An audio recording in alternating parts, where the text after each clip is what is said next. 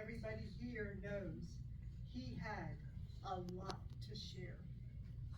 A lot to share. And I'm hoping all of you here will come up and tell some of your stories, some of the wonderful moments you shared with him, because I know there are many and they are colorful, and I would like to hear them actually.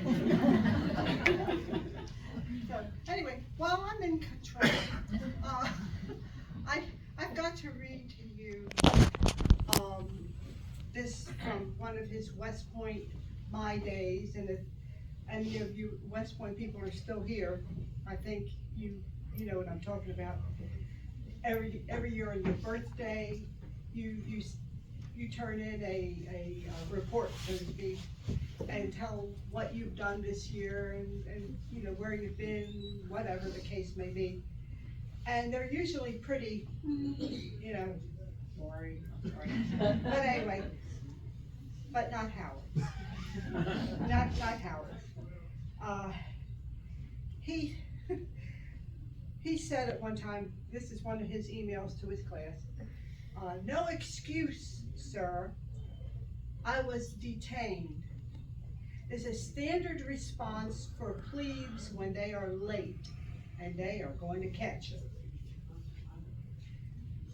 No excuse, girl. I was detained. I have been detained a lot during the years, and I find it comes in useful at times. Actually, I enjoyed my birthday so much I forgot all about reporting in. Fortunately, the doctors are holding me together with duct tape and baling wire. I have no complaints at all, and I appreciate every moment. I very seldom see my classmates as I live in the boondocks on a farm in Kentucky. Farming is an expensive hobby nowadays, but I have a great farm manager on this 600 acres who has been with me for many years. We are partners in a cow-calf operation. Last week, he told me one of our cows had twins. I said, great. He said, but yours died. He said, but PETA had a big meeting to deal with our coyote problem. They proposed castrating the coyotes. My farm manager stood up and said, they're not screwing our calves, they're killing them. I did have some great talks with roommates Ernie Rose and George Ritter the other day. I belong to the local chapter of the WPPA, West Point Protective Association. And I enjoy the guys from other classes. I just got back from a fishing trip with Joanne and am going on another to the Everglades for snook and tarpon in 2 weeks. Since I retired as a director of the bank, I am totally unproductive and I'm having a ball. I've often been asked, what do you old folks do now that you're retired? Well, I'm fortunate to have a chemical engineering background, and one of the things I enjoy most is turning beer, wine, scotch, and margaritas into urine.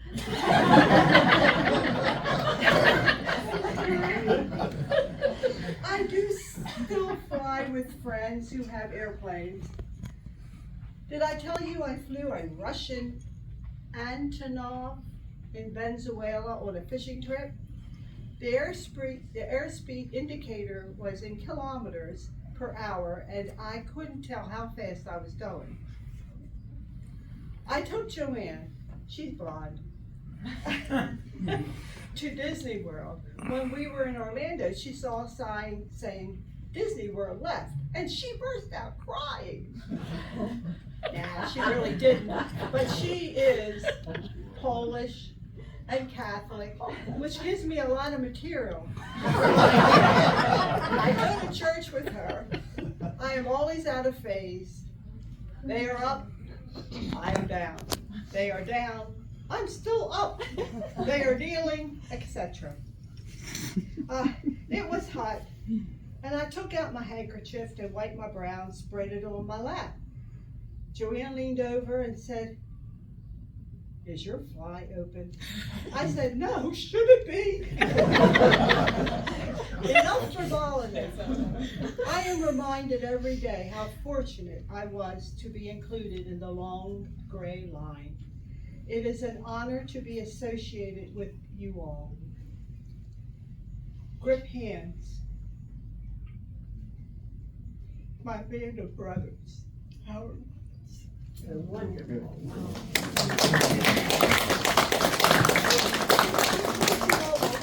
Step up and tell some of your stories. I know you've all got something to say, experiences, whatever the case may be. Please, please.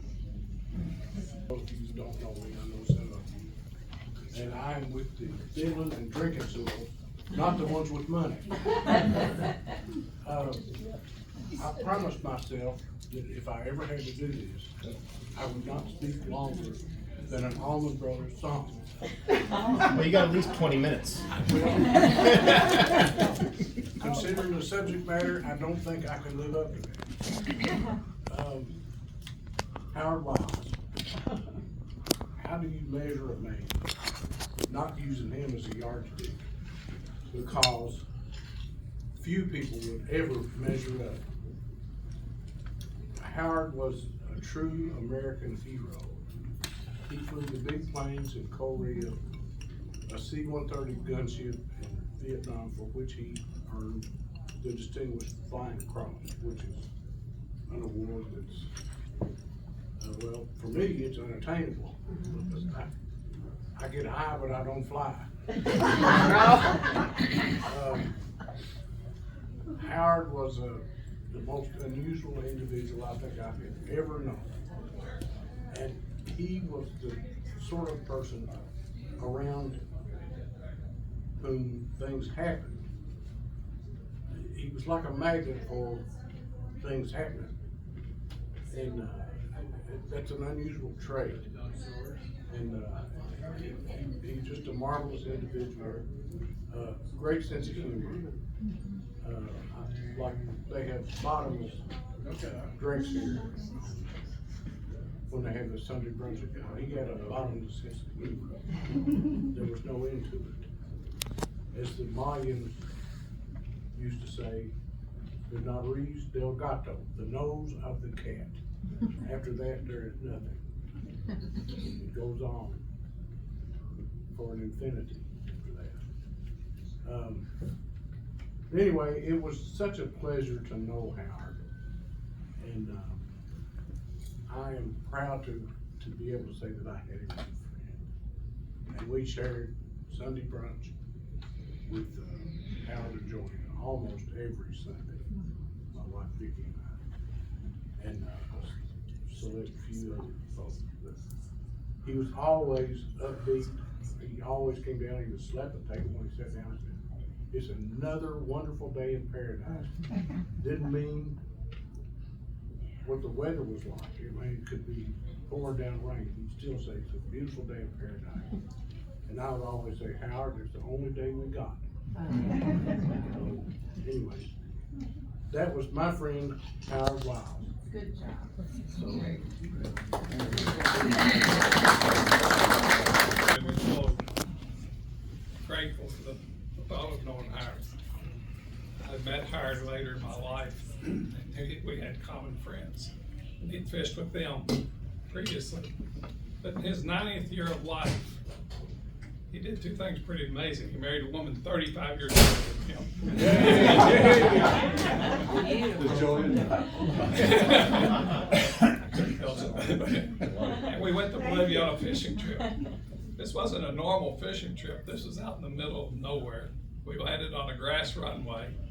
Vince and I saw a drug transaction come down on the other runway. Howard had to explain to us what was going on. We had a local guy give us homemade empanadas. Remember those? How delicious those were. And Howard, so we land on this grass runway and we get in there and there's a storm. and we can't get out.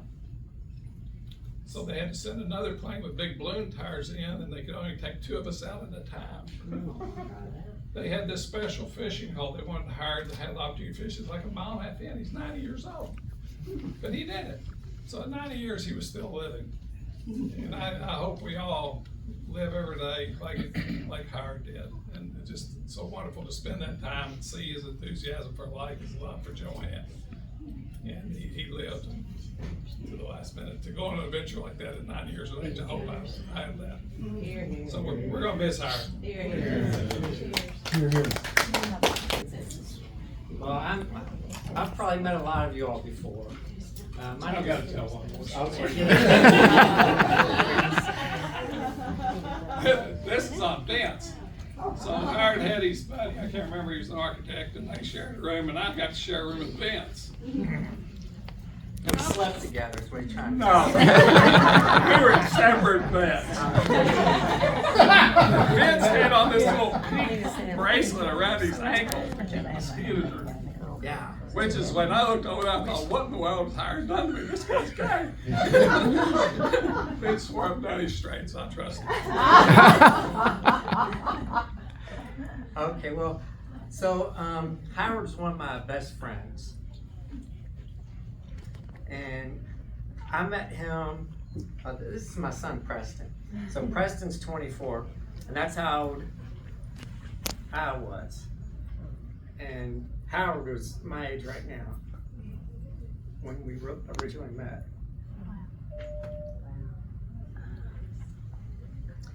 And I'm a stockbroker. I started right out of college, and back then we cold called. And I just cold called this man named Howard Wiles. And I remember thinking, H.O., what the hell? And he answered the phone, I started talking to him, and back in the 80s, it was all about tax-free, municipal bonds. And anyway, I was, giving him all the details, and he said, well, let me think about it. And I was like, okay, well, it's nice talking to you. He goes, wait a second, what are you doing Friday? And I'm like, why? And he goes, well, it's dove season opens Friday. You shoot birds? And I'm like, well, hell yeah, I shoot birds. And he's like, come on out. Well, anyway, I haven't missed a shoot in 35 years. Yeah, and I started bringing my kids when they were 4, 5. Baby. Yeah, they were babies. Yeah. And, Howard was very humble. Like, he was in the Guinness Book of World Records. Does everybody know this? No. Fishing? Yeah, it's unbelievable. And I didn't even know what the Distinguished Flying Cross was. And well, anyway, I'll come back to that in a second. But, when you talk to Howard, he never talked about himself. He always wanted to know about me, what I was doing. And, if you asked him, well, where'd you go to school? He'd say UK. And then you'd say, what'd you major in? He'd say math. And then he'd kind of mumble something about, somebody might be able to help me. Bombs. He'd say, no, what's that? Bombs. No, well, he'd say he went to the Hudson High for boys. And I'm like, what the hell is a Hudson High for boys? He's like, that's West Point. It's on the Hudson River. I'm like, oh, you just went to West Point. That's no big deal. And so anyway, his history, a lot of people don't know, as a mathematician, he was part of the Gemini Project. You all remember all this? Mm-hmm. The Gemini Project? And he was so, proud when he got involved. He went in and they asked him, a question. And he said, well, I'm a mathematician. They said, well, that's great, but today you're going to build parachutes. And so he designed the parachutes for the Gemini Project, which was, Buzz Aldrin and Neil Armstrong. And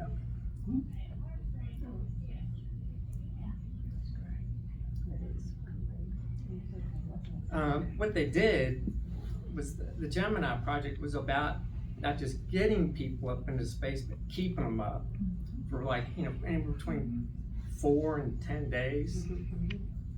But his job was to bring them back. That was the parachute part. But he was like pulling teeth to get him to tell you stuff. you know. And so anyway, when I was with Dennis and we were deep in the Amazon fishing, you know, I asked Howard, because, you know, he had an awesome sense of humor.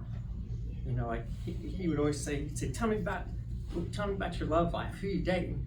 And, you know, that's all I wanted to hear about.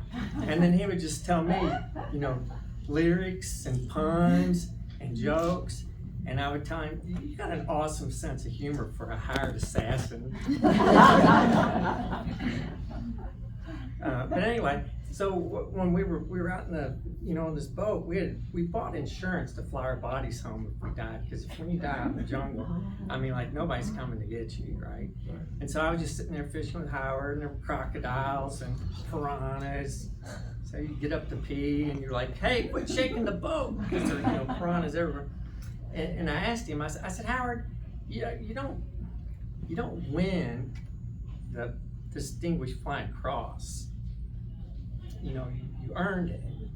So what did you do? And does anybody know this story? No. One person, okay. So, you know, I said, what'd you do? And he's like, oh, would you just fish? Like, he didn't want to talk about it. And I said, no, seriously, because who's gonna know? Who's gonna tell your story? And he said, well, because he was an older pilot in Vietnam. Like, he was like 40, yeah. I guess, you know? And he had a young crew, and he said, you know, they were up flying one day, and he got a call, you know, that there was a bunch of American soldiers surrounded.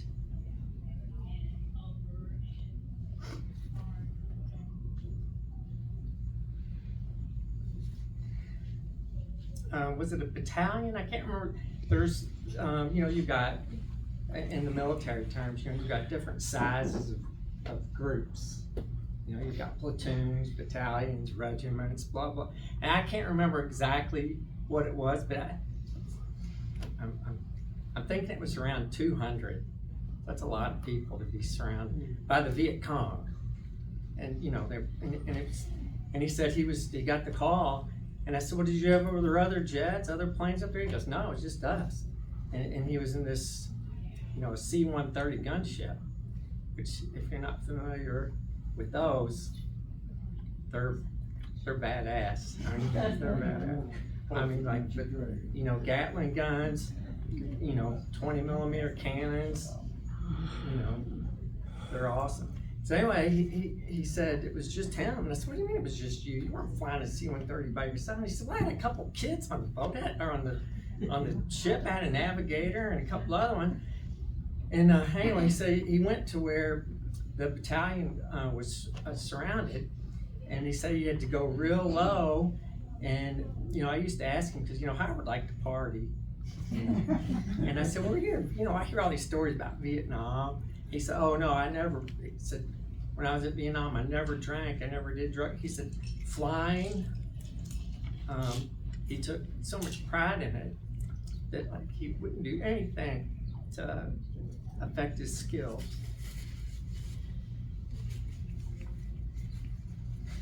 So anyway, he said when he came in, he used his wing to aim. So he said he turned the ship sideways, and he said they opened the doors, and, you know, just started, you know, lighting them up. And I said, were you scared? And he said, I was scared shitless. And I'm like, you?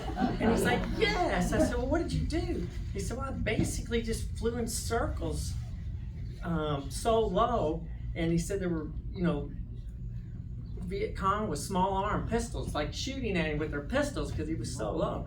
And I said, so what did you do? He said, well, I basically just flew in circles till I killed everybody. And I was like, damn, that's awesome. So anyway, I love Howard. And I know my kids will miss him. And I love to. Thank you. Story about Howard. Like Dennis, I met Howard later in my life. He became my hero real quick. For the things he's done and the things that he wouldn't tell you he's done. About 4 or 5 years ago, we met each other out to a local fly-in for small planes. Hired the pilot he was. We ran into each other, and they happened to have an old Navy trainer.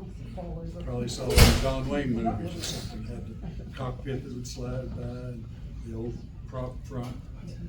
And Howard looked at that and he said, "Oh my God, Bill, that's the exact plane that I learned to fly." He said, "I don't mean that plane, but that model." He said, "They were fantastic." I said, "Well, would you like to go up into the game?" Now Howard, I guess, was 91 at the time. He said, "Oh, God, I'd love to." So I went over and got the owner of the farm and the plane. He said, "Lord, yes, let's go." So it took about 3 of us to get him up on the wing and get him in the suit. And it was a stunt pilot that was flying. So it was a grass field. You take off on the field. Guy goes straight up and starts twirling.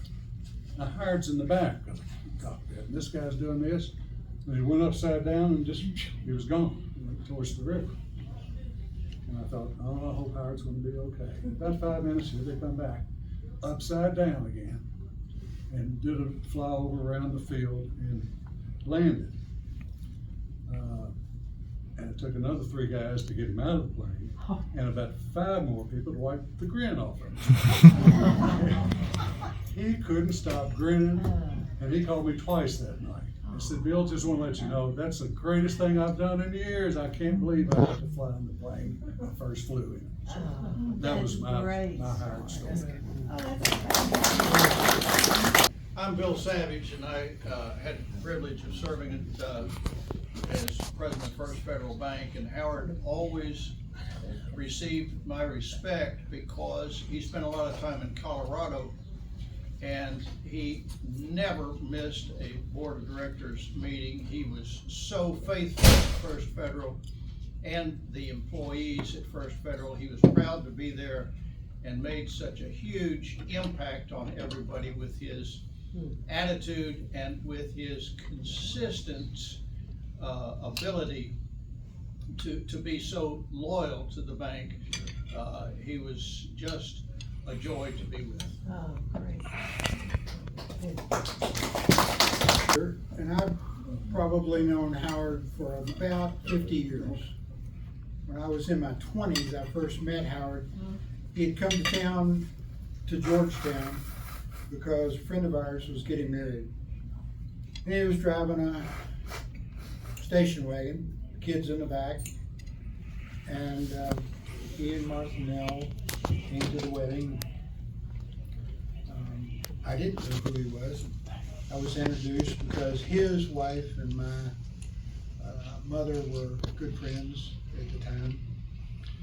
But I'm going to tell you a little bit about Howard and a fishing story, and First Federal, because I was the guy that usually picked Howard up from the airport prior to those bank meetings.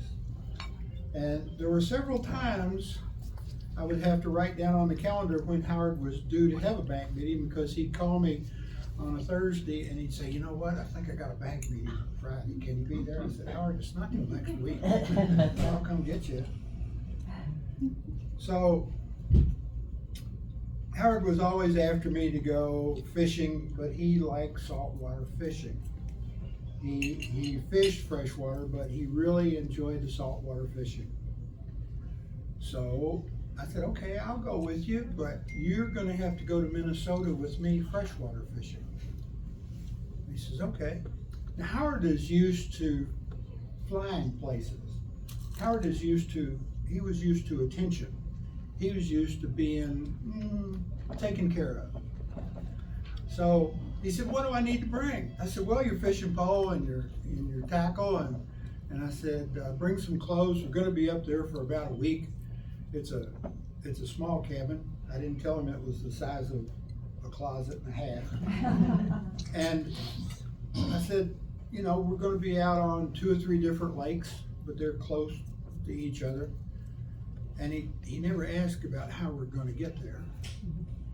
And so I had a couple cousins and friends, and there were 6 of us total, 4 of us in the back of a pickup truck. And Howard was one of them. And Howard looked at the truck and he says, well, we're riding in that? I said, yeah, in the back with the coolers. And there is a tarp or two back there, and you know, you can always get a nap. It was a covered pickup truck. And he said, well, who's driving? I said, well, there's a kid up front, he just got his license. We gotta go through Chicago, he'll be okay, it's the middle of the night, you know, and there's probably not much traffic. So after about 2 hours, Howard couldn't take it any longer, and finally somebody up front stopped for a pee stop. Howard crawled out of the back of the pickup truck, and he stretched, and he said, that's it. He says, I have to walk home. I said, no, you don't, we're not even, we're just barely in Chicago. He said, I'm driving. So he got in behind the wheel. He's driving for about a half an hour. And somebody in that state drove just like he's from Ohio. He rushed out onto the interstate and cut Howard off, and Howard jumped up in the seat, get off my runway! Like he could hear him. You know, but that was Howard. So we get to Minnesota, Ely, Minnesota, very small town, got a lot of lakes around it. Great for northern and bass. And so the little country store had 3 or 4 cabins. The larger cabins had been rented. We got what was left. You could put 3 of those cabins in this room. So, and there were 6 of us. So Howard and I got our gear out of the pickup. We walked in last. Guess what was left? A closet with a bed in it. 1 bed. Ooh. Now, you talk about sleeping with Howard? I got that opportunity for about 4 nights, and there was only 1 pillow. Guess who got the pillow? If I got the bed first, I'd pull the pillow over on my side and lay there. About 2 hours later, my head would go clunk, because Howard snatched the pillow away. So Howard was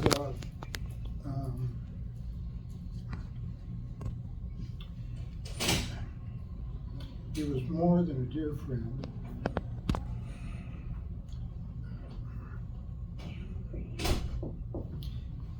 He was family,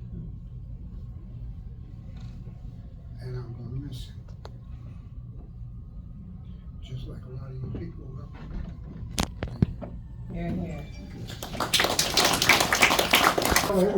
No, believe me, I won't. I guess I got to know Howard at the wine club, maybe before, but the most endearing thing about Howard, my real wife, who I was married to for 48 years or something, my wife did not want a big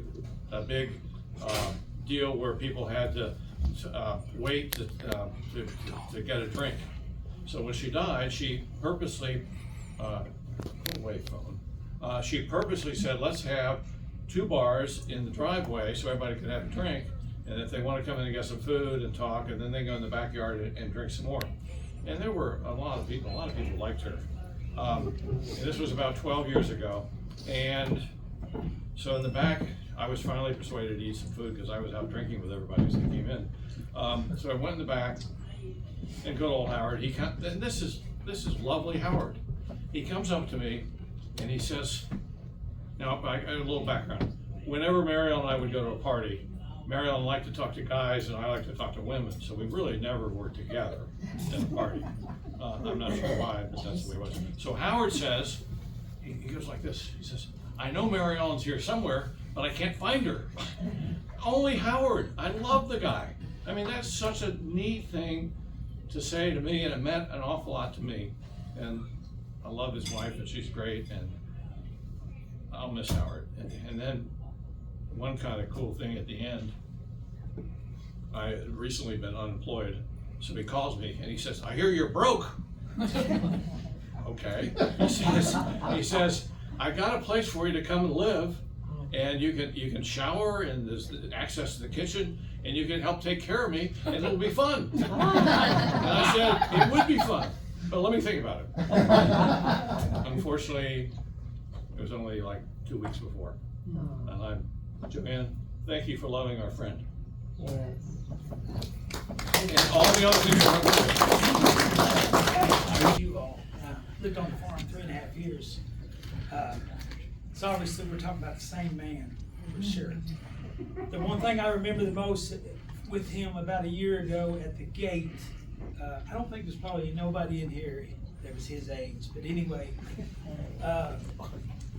he had just gotten sick a little bit, and we was talking about it. And it's the first time I ever had seen him just a little bit, what I would call afraid on his face. But he snapped out of that real quick. And I said, what do you want to do? And he said, I want to live. He said, I want to see this. I want to see that. I want to spend time with Joanne. So if there's one thing I think he was really wanting to pass on to all of us is live. Live. Because he tried to live. The other thing, he was getting his driver's license. And the county clerk said, well, how long do you want him for? He said, 8 years. What's the max? He said, 8 years. He said, I want him 8 years. So, again, we're obviously talking about the same guy, but I'm definitely going to miss that man a lot. Somebody said he's their hero. Yeah, big time. Good man. And Joanne, we're going to miss you too. So we would come around the New Circle Road after picking him up at the airport, and he looked over at these houses. And at the time, you know, there weren't that many big houses in Lexington as there are today. And he said, do you see those houses over there? I said, yes. He said, they have OHD. I said, what's that? He said, ostentatious house disorder. And every time I go by that area, that's always the it was hilarious. So the other thing, this is not real funny, it's just a memory. My boys were about 4 and 6 and very rambunctious, and they wanted to go see a group called the Blue Man Group. How many of you know the Blue Man Group? Well, I didn't want to go see a bunch of men painted in blue, and so I said, Howard, if I pay, will you take the boys to see the Blue Man Group? I couldn't believe it, but he did it. And there was some woman with him, I don't know who it was, maybe somebody he hired, I don't know, because when Howard passed away and I told Andrew, who's now 33, he said, well, is his wife the one that went with us to the Blue Man Group? I said, I don't know, possibly. And so then I brought him out there to look at your car, and remember he said, so did you go to the Blue Man Group? And she was like, what? I thought, let's don't talk about that anymore. I met Howard about a couple of years after I moved down here from Chicago, and he took pity on this poor, clueless Yankee to give me an education in all things Southern. So he told me about the proper way to make a country ham, because he had done that. He taught me how to fish for bass. What else did he do? He taught me the proper way to cook greens and the little dash of vinegar at the end on the table. He taught me all about making beaten biscuits with that little ringer thing that reminded me of my mother's washing machine. What other Southern things did he teach me about? The proper frosting for a jam cake.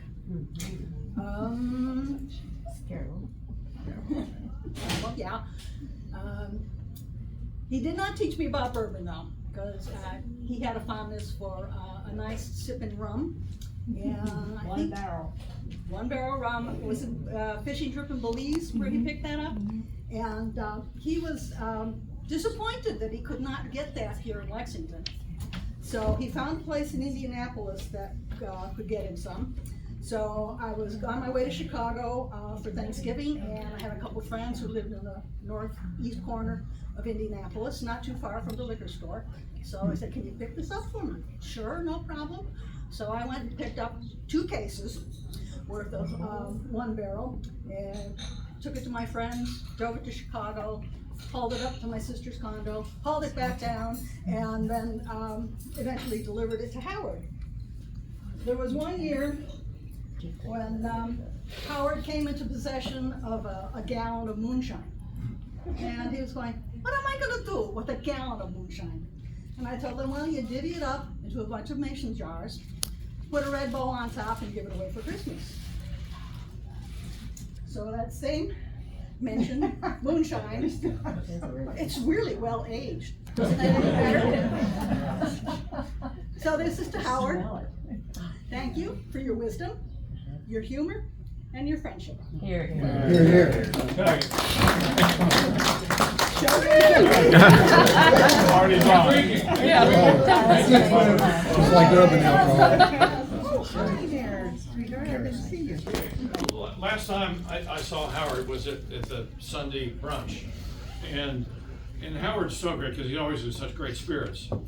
But we were all kind of sitting down having a good time, and I've always loved Howard's Thanksgiving prayer, and it must have been at where'd she go? At her house,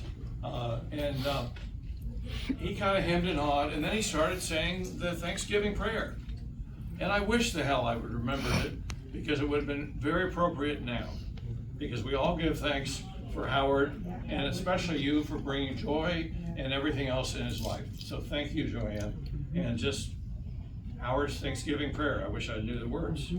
Thank you. Yeah, I wish we did. Yeah, I'm sorry. Does anyone remember the words? I You probably remember his have it- prayer? Do you think I'm I crazy? probably have it here somewhere, but I couldn't find it. I'm sure. I've got a couple of pictures I want to show you later. Anyway, thank you. Oh, it's got great. I met Howard, 10 years ago, and maybe a bit longer. I'm a retired teacher, and one of the best things that I remember about Howard was his limericks. And I absolutely love them. He would. I dare you, I dare you. No, no. And one of the things that he taught me was the appreciation of being able to understand and get it in the humor. And he always would tell me, "You're really the only one that really laughs at my humor when he's telling the limericks." And I said, "Well, Howard, all I could ask is that you would be in my classroom telling my students more about limericks."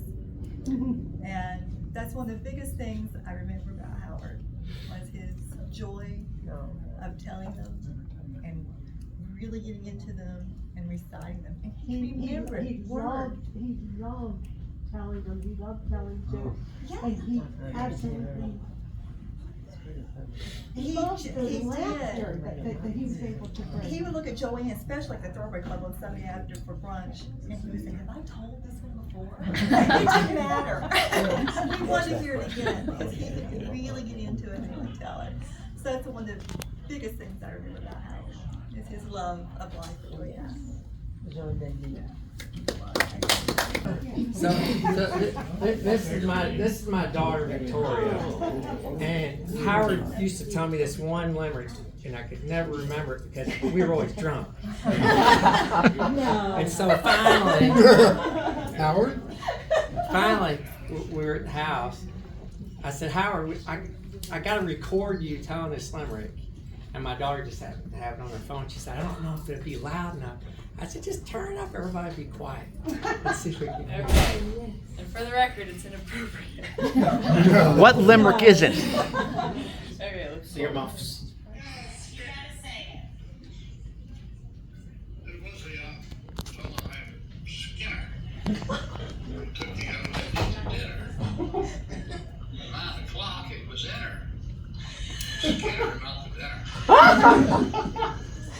British or Englishman heard her tell this limerick, so he decided he'd like to try back when we went back to England. So he says, "Warsaw, eh?" He says, "There was a young fellow named Tupper who took a young lady to supper. But 9 o'clock, Skinner was in her. I don't know how he got up her." That was not the Thanksgiving prayer. That's right, thank you.